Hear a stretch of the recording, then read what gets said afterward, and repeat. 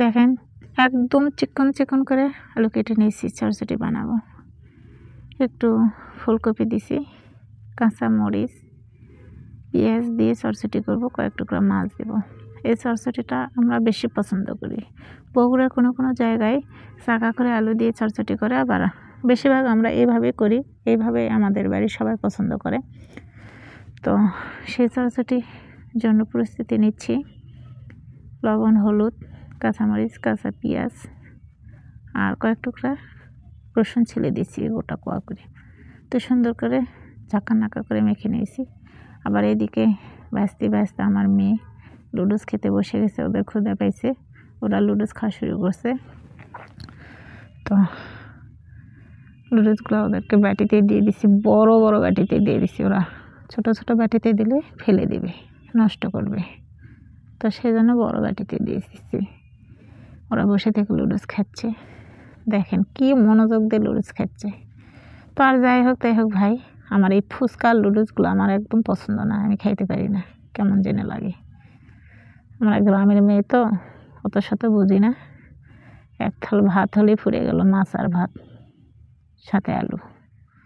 তো আবার এইদিকে আমি মাছের ডাল করব, তার জন্য সেটা আমি তুলে দিয়েছি, একটা পেঁয়াজ কেটে দিয়েছি, আর দিয়েছি কাঁচামরিচ চিড়ে, দিয়েছি আদা রসুন বাটা, একটু তেল দিয়ে এটা আমি তুলে দিছি, এদিকে ফুটতে থাক।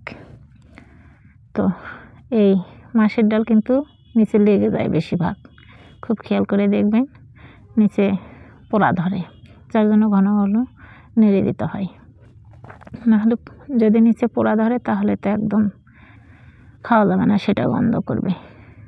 তো যার জন্য আমি ঘন ঘন নেড়ে দিচ্ছি, কারণ সব সময় যদি নেড়ে দেওয়া হয় তাহলে নিচে পোড়া ধরবে না।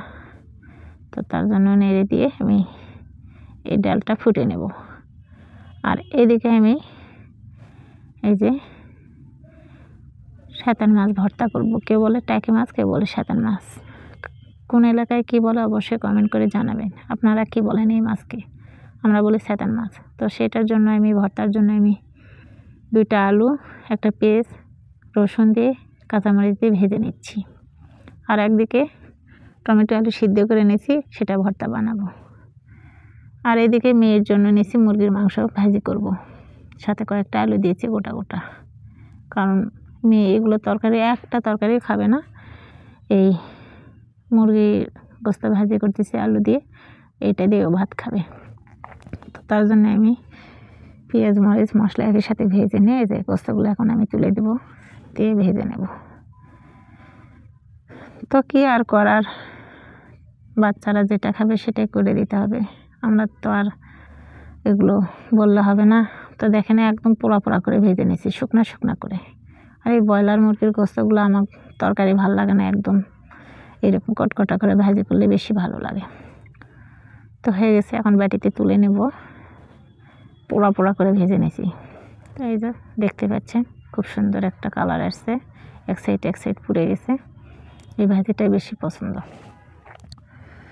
তো এখন আমি এদিকে আবার এই যে টমেটো আলু ভর্তা বানাইছি, সেটা তো মজার একটা ভর্তা। আর এদিকে এই যে মাছ ভর্তা বানাইছি ভেজে নিয়ে, তো এটা কিন্তু মজার। আজকে ভর্তা হলে কিন্তু খুব মজার মজার খাবার।